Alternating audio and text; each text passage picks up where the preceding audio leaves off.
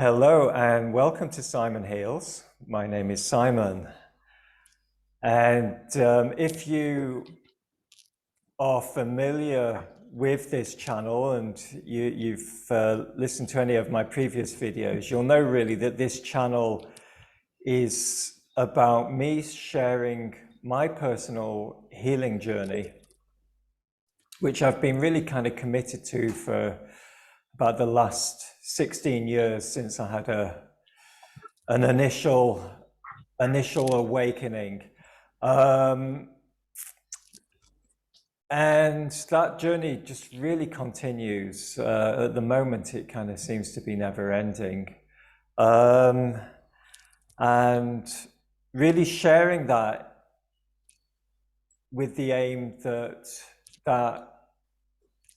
inspires, brings solace maybe, and it certainly helps me on the journey, as just sharing, just being able to express what's going on for me and record that into these videos.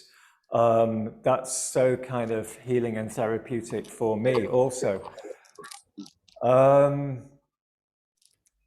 Over the years, I have really, I guess, found my purpose in, I don't like to use the word healer, although that's a word that we kind of understand, you know, it describes a role, but really to help facilitate and support people in their healing journeys. And I've kind of picked up some modalities along the way that go into the toolbox that help with that as well. And if you feel that you need support at the moment in your healing journey and think that I may be able to be that support for you or part of that support, then there are some links below to contact me.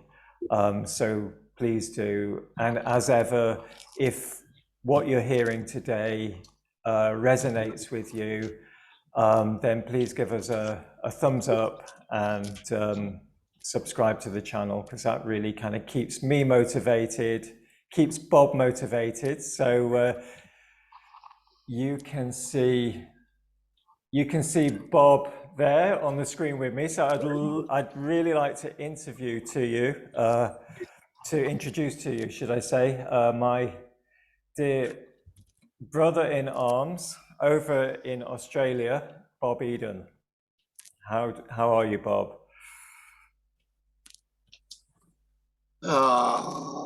Simon,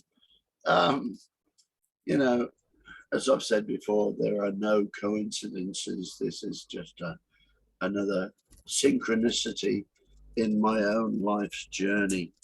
And I agree wholeheartedly with you that all I have that is of any value is my own story, my own life experience. Yeah. And I believe that just by simply sharing our stories, we help to heal each other. Now, Simon, I would just like to set the scene for the following discussion. There are three words that are my guiding beacons in my journey. And the first word is integrity. So you can stick that word integrity up on the blackboard in golden letters about a foot high, because for me, without personal integrity, none of this magic could have happened. And then the second word is KISS. KISS principle. Keep it simple, sovereign.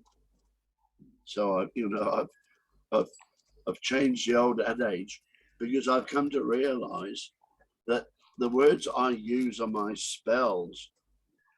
So I do cast them wisely, because the universe is always listening, and it takes my words literally.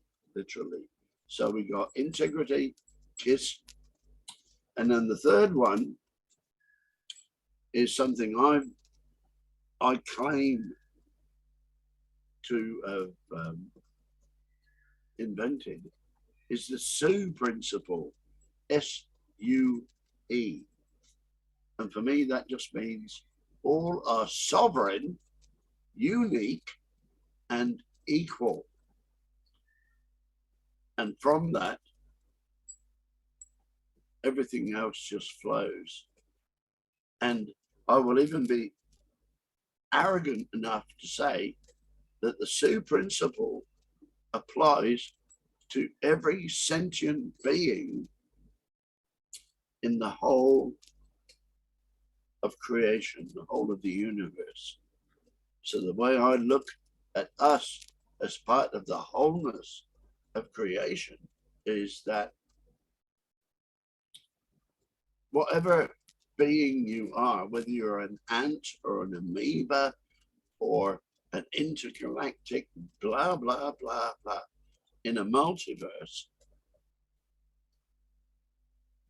we are all sovereign, unique, and equal. And so when we gather round the universal table, every sentient being has only one vote. So I would like to ask you, Simon, if my SUE principle resonates with you, and then I will carry on after your response. Yeah, it does, Bob. I mean, what it brings to mind immediately for me is the fractal nature of all reality, and that every single one of us, as you say, from the single-celled amoeba to a multi-dimensional grandmaster, is a fractal of the divine and holds the blueprint, the template of the divine within it. So absolutely, and somewhere within that scale, from the smallest to the greatest, is each of us, and we're no less or more than any other being, within that. Which is why, sorry, Bob, which is where sovereignty really comes into it, isn't it, Bob? It's kind of really knowing ourselves in our full worth, and taking full responsibility for ourselves and not handing that over to anyone, and also not imposing our will on anybody else and disrespecting their sovereignty, or the ant's sovereignty, or so totally resonating. Okay, so I'll respond, brother. And if only I could share how content I feel at the moment. But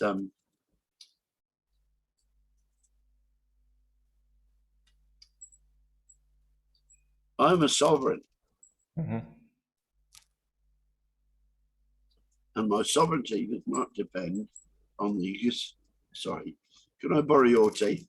On the existence or non-existence of any piece of paper. I know who I am. And if anybody wants to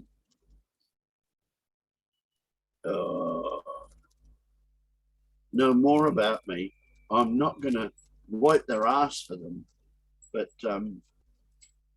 my journey is all over the internet, and if anybody wants to do the work and it resonates with my message, all they've got to do is type into Google The Gift of Depression, Bob Eden. Because I don't buy into this. Oh, you're gonna make this simple, you know, you're gonna make it a one click, blah, blah, blah, blah. Well, bollocks. Bollocks. I learned from the tribal people in Australia that all I have is my story, and I'm just trying to live a good one. And that's so true. And I live by the KISS principle: keep it simple, sovereign. And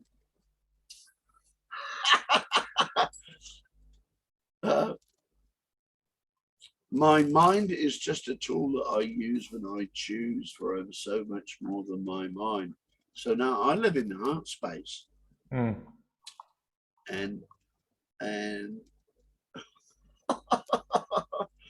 oh dear. Yeah. And that really comes through, Bob. You know, you were just saying a little bit earlier how about not having the words to express how you're feeling. We don't always need words. Even through the computer screen, we don't always need words to express, you know, our feelings, because our hearts express everything, don't they?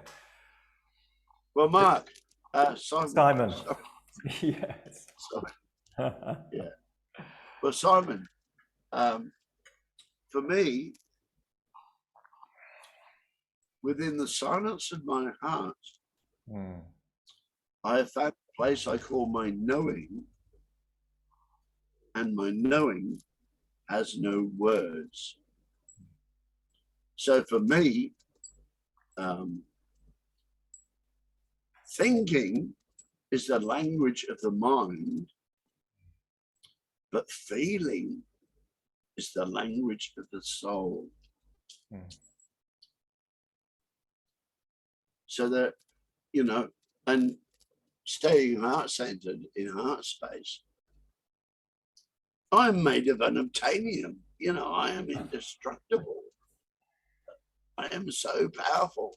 And that is what so many people are afraid of. They keep themselves so busy in busyness to take the time out to go within. Yeah. Because there is no out there. What was it? I love the Bible, but I'm not religious. I love this one. Religion is for those folks that are afraid of going to hell, and spirituality is for those folks that have already been there, and I have been there. Well, and I mean, you've been there, and I certainly get a sense that you have found heaven and have found the path to heaven, you know, because heaven is not somewhere that we go when we die, because that's the other thing that religion kind of sells us, isn't it? You know, that if we're good, we go to heaven, you know, when we pass over, and when we're bad, we're going to hell. So, so Bob, I think what would, as you say, if anyone wants to kind of really know the depths of your story, that is available, but it would be really good to hear a brief version of your story of how you found yourself in hell at one point in your life, and you've kind of made that transition into a more heavenly experience. I would certainly like to hear that. Yeah, well, no worries, mate. I'd just like to say that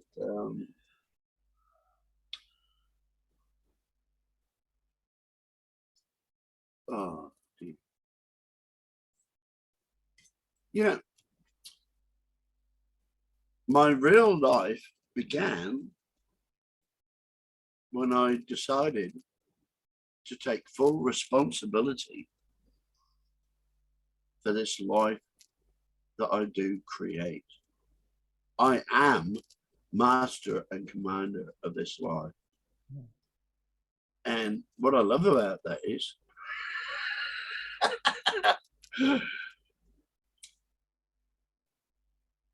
when things go purple, the only one to blame is me, you know. And I've had an awesome life, and things have gone purple. You know, I've faced my own death. I've faced a cyclone. But all of these events that have happened in my life, I look at them, okay, I have created this event in my life. What is the lesson I need to learn from this event? So when Cyclone Debbie came through in 2017 and picked up my yacht, my home, Fidelio, in Pioneer Bay, and Cyclone Debbie just picked it up and threw it towards the PCYC. Didn't quite make it. But on the Saturday, as the cyclone was coming in, and my boat's bouncing up and down like this, and try to get the engine going, the water in the fuel, flatten the batteries, sprained my wrist on the hand crank. I just tied her up as best I could, and I grabbed my two dogs, Barnaby and Charlie, got in the dinghy and went ashore and found safe haven. And people were saying, "Oh, Bob, you've lost everything. You've lost everything." And my response to that was, wow, what an awesome experience to live through Cyclone Debbie, Category 5 cyclone, 400 kph winds, you know. What was a green and verdant land within an hour was brown because every leaf was stripped off every tree. And I lived through that. And so did my dogs and my sense of humor. And so, looking back on that, okay, I've lost my home, I've lost everything apart from my old Pajero 4-wheel drive, which is on shore. But the lesson I learned was to totally let go of the attachment to things. What I took with me from my boat crossing the bay was my two dogs and my sense of humor. Well, And I mean, I reckon I paid a fair price for that.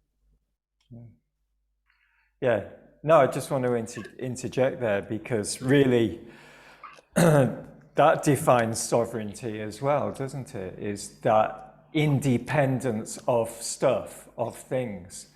And we're so conditioned to measure our worth, our value upon our ownership of stuff and things, that when we lose those things, which, you know, at some point or other, we often do in our lives, and ultimately we do anyway, when we get to the end of the of this kind of like this particular cycle of the wheel, then you're going to lose everything anyway. And so, yeah, really kind of claiming our sovereignty is detaching ourselves from that dependence. And it's not coincidental that we refer to these as possessions, because they can possess us if we're not careful. You know, stuff can possess us. So, you know, and I think also, you know, what you've shared there also is a great illustration of how these catastrophes, or what appear to be catastrophes in our lives, are our greatest teachers and can be such blessings in disguise, can't they? Yeah, well, Simon, you know, I asked this question of many people, and it really pisses off many people, is that this question I pose is, if you are not creating your life, who is?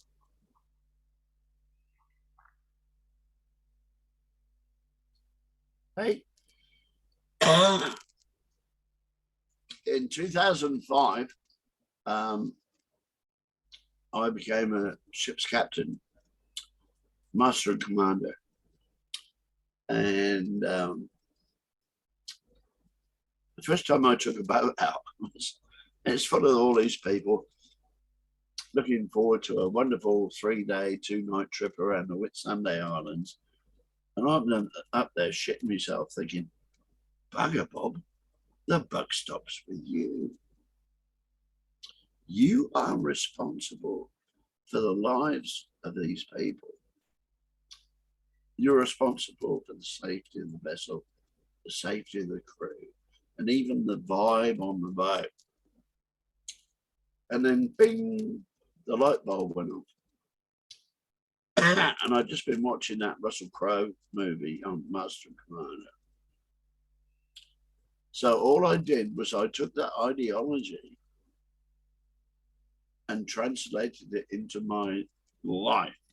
Yes, I am master and commander of my life, and I take full responsibility for this life that I do create. Then I thought, well, as master and commander, what is my life purpose? So I set my own life purpose, and that was to simply find my own truth. And how do I know what is my own truth? Whatever resonates with my heart. So bang, I got the big one out of the way. Most people spend their lives not knowing their life purpose. And then the next one was, well, as a spiritual being, having a physical experience, how do I want to experience this life? And so I set my own conscious life intention, which is, I am, and I'll repeat that again, I am here to have a gentle, joyful, loving, healthy, and abundant life. So I set my conscious life intention to be there. Now, the I am here is my command to the universe. And whatever you put after that, is your command to the universe. But since I put that conscious life intention in place, which is about 2014, that is precisely how my life is unfolding. The I am here is my address to the universe, to deliver what I've commanded. And so, Simon, I'm just kicking back, and the universe is doing all the hard work. And for me, that is just a positive manifestation in my life about the power of I am. So, I mean, in my language, the way that I describe that, because I very much do relate to what you're saying from my own experience, is in my language, that's becoming the observer of the experience of being. Yeah. And it's actually in being the observer that we become the creator. But this is quantum physics. Everything is created through observation, not through doing. And we're so conditioned from an early age, aren't we, to think. We value thinking. We're rewarded for thinking. Yeah. So we're encouraged to think and to do, and we're rewarded for thinking and doing. And what you're talking about is unlearning that, connecting with the heart, using the heart. And I'm a Reiki master, and in Reiki, we do not separate the mind and the body. The mind and the body are one thing. Now, the mind is not just here in the cranial cavity. That's the brain. The brain is an organ that has certain functions. The mind is in the body, but the mind is also in the energy field. And if your mind is in the energy field, then where does your mind stop and the mind of the rest of all that is? Because there's no line there, is there, that separates you, me, each of us, from the rest of all that is. In the same way that if you look at a candle burning, there's no line between the light of the candle and the light of the rest of the universe. So each of us is part of the consciousness of all that is. And then, so once we realize that, it actually relieves us of that belief that we need to think our way through life and do our way through life. And then we become the observer of this experience. And as you say, connect with the heart. And then the heart becomes the GPS, doesn't it? You know? But unfortunately, sorry, Bob, one more thing before I pass it back over to you. Unfortunately, we're not taught how to connect with our hearts, are we? So as simple as that sounds, and it is simple once you start practicing it, to make that transition can be very difficult, and it's very challenging because the thinking is the ego, and this is what we identify with rather than the I am, which is what you're talking about as a sovereign being. You're identifying with I am. And we don't do that. We're taught to identify with the thinking. In fact, we're told that I think, therefore I am. I am. That's what we're told, isn't it? You know? No. So in order to connect with the heart and know the heart as that inner guidance system, we need to, the ego needs to die. And this is what the spiritual masters have taught, you know, since the beginning of time, is that we need to kill the ego. And this is, you know, whichever religion or spiritual tradition you look at, there's references to this. You know, this is being born again. This is nirvana, the nirvana that, you know, the Buddha taught about when he killed his ego through meditation. And, you know, and this is what each of us has the opportunity in this lifetime to go through, to find heaven on earth and to find that heaven within us. Can I respond? Please do, please, Bob.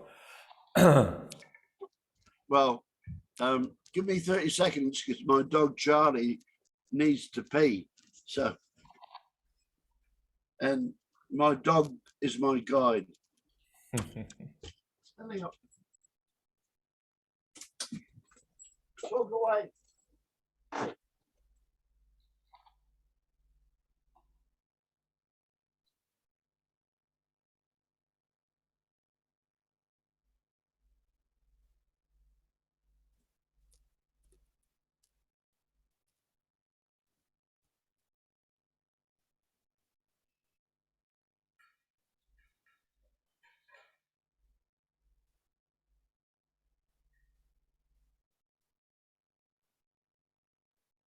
So if I can work out how to do some basic editing, I will cut this out of the video. If I cannot, please take the opportunity to get yourself a cup of tea. We'll be back with you shortly.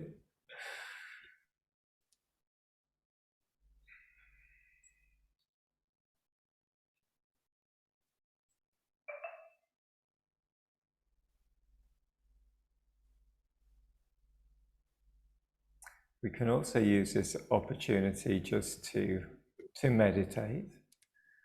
So I'm going to close my eyes now until Bob returns. Oh, oh. Which didn't take long. So it wasn't a long meditation. So we took the opportunity to close our eyes and just to have a little brief meditation there, Bob. So thank you. Welcome back. Yeah, well, you know, I love my dogs, and it's funny. There's so much in society. Oh, come here and you can train your dog to behave. And then I keep thinking, well, my dog already knows how to behave. He knows how to behave as a dog. My dog is here to teach me how to live in the moment, to live in the now. Well, is it any coincidence that the word dog is God? It's an anagram of God, isn't it? It's the same letters. Yeah, and the project I'm involved in at the moment, which is my creation, is the gift of depression. The gift of depression. So if anybody wants to find me on the internet, just go the gift of depression, Bob Eden. But then it struck me, gift of depression, G-O-D. Yes. Yes. So for me, you know, I reckon the universe has got a wicked sense of humor. And so have I, which is why we get along so well. And if you look at the little avatar that I have, that pencil drawing of me looking up to the right, that's something that I do probably 100 times a day, because that is my connection to source, to universe. You know, when things are going well in my life, I'll just look up there and wink and I say, good on you, mate. And when they're going purple, I think, you cheeky bastard. Okay, I get what you're saying. So I have a constant connection to source. And for me, thinking is a language of the mind, but feeling is the language of the soul. Descartes was a fuckwit when he said, I think, therefore I am. Because for me, I experience this life through my senses. You know, I feel the warmth of the sun on my bare skin. I smell the sweet tang of the rotting mangoes. You know, I can feel the cool grass underneath my bare feet. I can hear the first bird song in the morning. So this is not just another part of this multi-generational social cultural conditioning. No, it's not I think, therefore I feel, therefore I am. And well, it's not even that, is it, Bob? It's just I am. It doesn't need to be qualified in any way, you know, by any experience, does it? It's just I am. So you say that, you know, you're talking about that connection that you have with source at all times, and that obviously brings you, you know, that kind of great joy that definitely emanates from you, Bob. But I'm guessing that hasn't always been the case. You haven't always felt that connection with source, you know. And so I mean, tell me if I'm wrong, but I'm kind of assuming that you know, going back to the time in your life when you were struggling with depression, that you weren't feeling that connection with source. So what is it that brought you back into connection with source? What was that pivotal kind of moment, would you say? Okay. Yeah, I was born in 52, cesarean. I was 2 pounds at birth and not expected to survive, but I did because I'm a survivor. My family of origin was very violent. My mum was on a volcano, and my dad was absent. Although, you know, I did see him once in a while. And my full story is out there on the internet. So, you know, as a young tucker, my life wasn't safe. It wasn't a safe place for me. I used to have to hide in the airing cupboard behind the hot water boiler to get away from mum's rages, and she beat me whether I was good or bad, which is around mine fuck. But you know, I've been, and Dad was never there. He was just a mythical creature that living his programming to bring home the bacon. So he was off to work before I came down for breakfast, and he came home after work. I was in bed, and me just being a young blood, you know, I'm a child, powerless, and you know, no complaints, because I thought everybody else was going through the same process, you know, and unfortunately they were. But by feeding the wounds of my childhood, which is the most powerful work I have ever done, and I started that in about 1991 with the help of John Bradshaw. I knew that I couldn't change my past, but I had a feeling that I could go back and heal it, and which is what I did. And you know, I would challenge anybody in Western society to go back and heal the wounds of your childhood. Because if you don't heal the wounds of your childhood, they are the burden on your soul that you will carry throughout the rest of your life. So I healed the wounds of my childhood, and I broke the multi-generational cycle of abuse. And it's a beautiful meme I saw the other day. The child that is being abused does not stop loving its parents, it stops loving itself. But by going back and healing the wounds of my childhood, and also identifying the first memory I had of when I stopped believing in myself, which was when I was about 4 3/4 years old. And I got up and brushed my teeth and combed my hair and put on my red t-shirt, and I bounced out to breakfast. And Mum said, "Bobby, go up and put on your blue t-shirt. You know you love your blue t-shirt." So I stood up, confused, and I thought, no, I love my red t-shirt. That's why I put it on. But Mum, she's the boss. She's violent. She's angry. She's likely to beat the shit out of me, and she's 80 foot tall. So I went up and put on my blue t-shirt. And that is my earliest recollection of me no longer believing in my inner knowing. Anyway, I worked through that. And now, where I am now, within the silence of my heart, I have found a place I call my knowing. And my knowing has no words. But it is in the inner place of knowing that I know how powerful I am. But it's also my connection to source.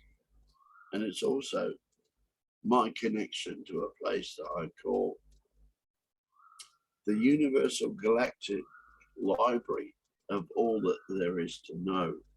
And some people call that the Akashic Records. And so now, more and more, I spend more time in that lucid dreaming state, in that place of knowing, reinforcing my connection with the Akashic Records. I know who I am, you know, and I don't know if I've already shared this because I have a short-term memory problem, but people say don't talk about religion and politics. But for me, religion is for those folks that are afraid of going to hell, and spirituality is for those folks that have already been there, and I have been there. And yeah, you did mention that before, but it's worth repeating, definitely. I guess what would be good for someone to hear that is watching this video that isn't experiencing that connection with source that you're experiencing and isn't in that heavenly place within themselves, but they're still in the hell realm. What was that? Where did that change for you? So you talked about doing that inner child work. Do you feel that that was really the main kind of pivot point, healing the inner child?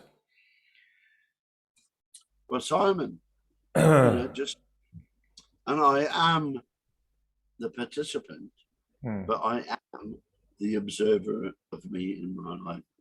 But to answer your question, is when I step back,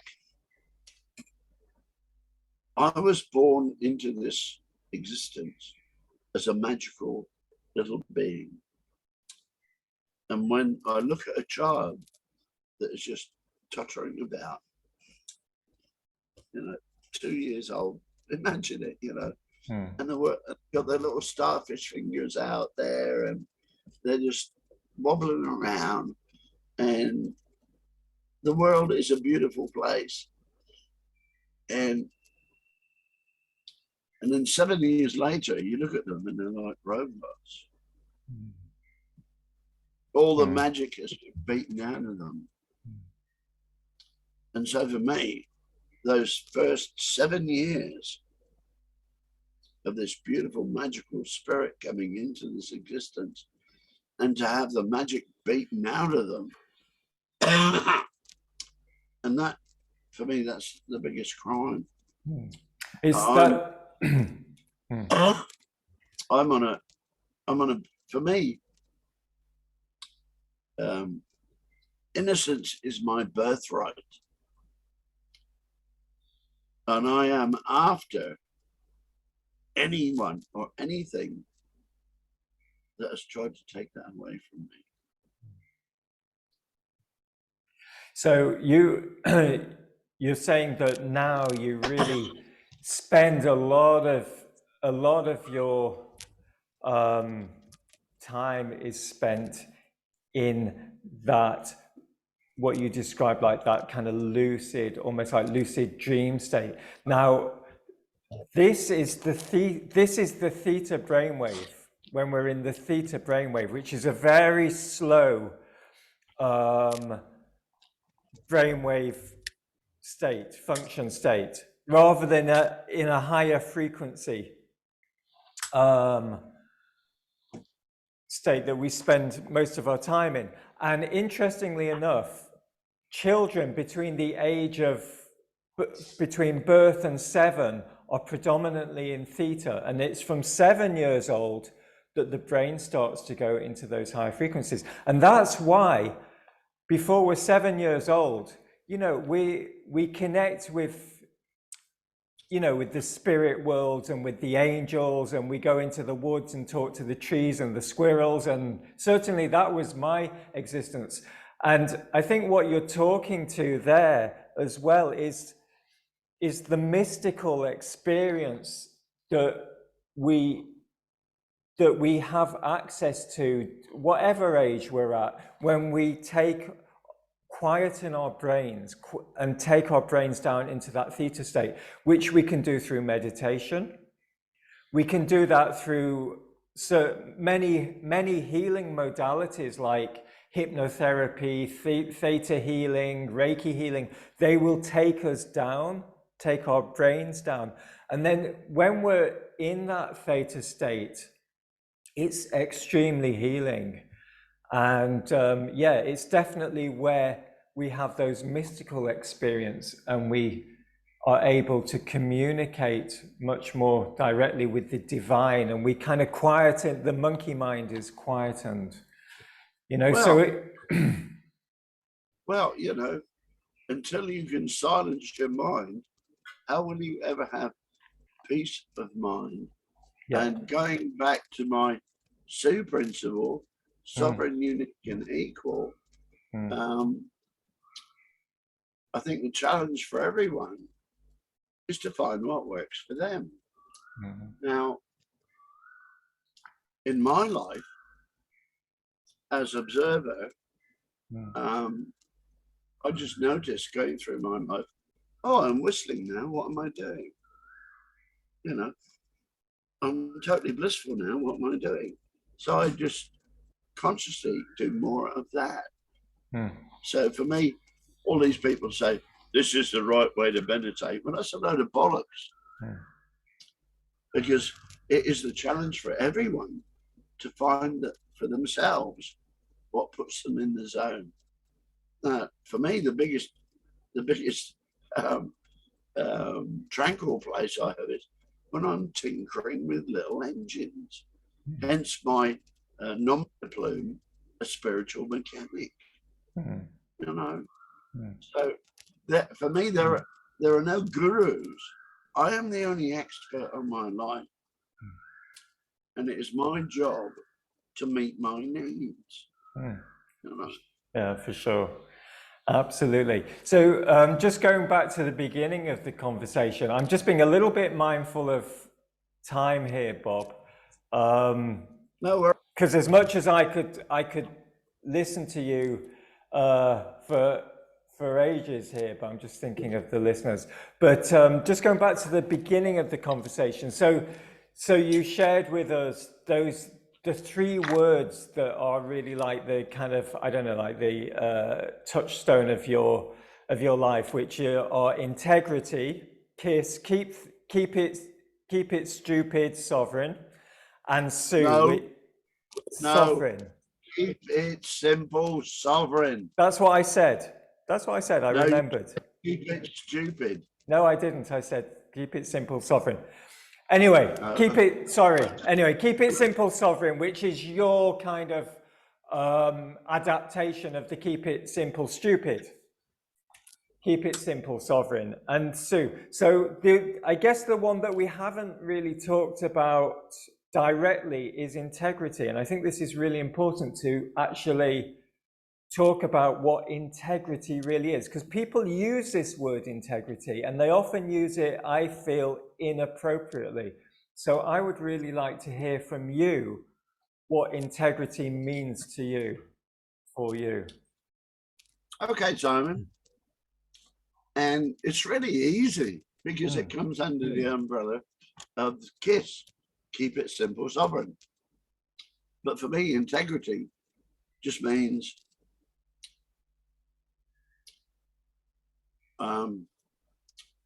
Simon, we will meet at the Fat Frog Cafe tomorrow at 12 a.m. and I will be there or I will be dead. So for me, integrity just means my word is my bond. And that's it. That's it. It's simple. Keep it simple, sovereign. Well, that's a great invitation. I'd really like to make it, but I don't think I'm going to be able to make that, Bob, you know? Otherwise, I'd be there in a heartbeat. I do know what you mean. Yeah, it's different than how I would how I would define integrity, because integrity to me, it comes from the word integrated. And for me, having integrity is when we integrate all those aspects of ourselves. And this is, for me, is a really important part of becoming a fully realized being, rather than just a person, rather than just a persona, rather than just a mask wearer. And this is, so to be the I am, rather than I am because I think, No. or I think therefore I am. So being fully, is having full integrity, which has been integrating all those aspects of self, even the parts of self that I might not want to have, those darker parts of myself, as well as the parts of my life parts of myself that I can approve of and believe will be approved of by others, but also allowing those other aspects of the self to be part of who I am and how I show up in the world and how I present myself. To me, that is having integrity. And of course, then that does manifest into being a man of my word and having honor, because you cannot be those things Precisely. without integrity. Precisely. Yeah. And I seek no approval from Yes. others, because I am that I am, Yeah. and I am content with me. Yeah. Yeah. That's Simon, this has been an amazing conversation. We ought to do it again, you know. But I just thought of a title for this, and for me it would be The Musings of a Spiritual Mechanic. What do you reckon? love it. I love it. And I'm not a mechanic. I certainly But that's okay. I certainly consider myself to be a spiritual being, and so yeah, we can use that title for sure. So Bob, shall we? I think we should bring this to some kind of close now. So is there anything else that you would like to kind of share that you haven't yet before we turn off the recording? Yeah, I think the most fundamental statement that I've already shared is that if you are not creating your life, who is? And if you are not creating your life, you are a victim by definition. Thanks, brother. Just this has been a blissful conversation, mate. Let's do it again. For me too, Bob. It's the start of my day here, so it's a great way to start the day. And please give me any kind of links to any of your kind of platforms, contact details or anything, and I'm going to put those in the description below, and I will pin them in the comments as well. So if anyone wants to contact you, find out more about you, you will find those in the description below. And thank you so much, my dear brother, over there in the land down under. It's been an absolute pleasure, honor to meet you. Well, as an equal sovereign, I'm not here to wipe the ass on anybody, you know. And if what I'm shared resonates with people, you know, all they've got to do is go onto the internet and type in the gift of depression space Bob Eden, and all of my works are available. You know, I'm not here to do a short, lazy link for all those fucking people. You know, if what I share resonates with your heart, you will put in the effort to contact me. I'm not here to wipe your ass. That's your job. Thanks, Simon. Thank you, Bob. I'll look forward to next time. Stay well. Ciao, bro. Cheers.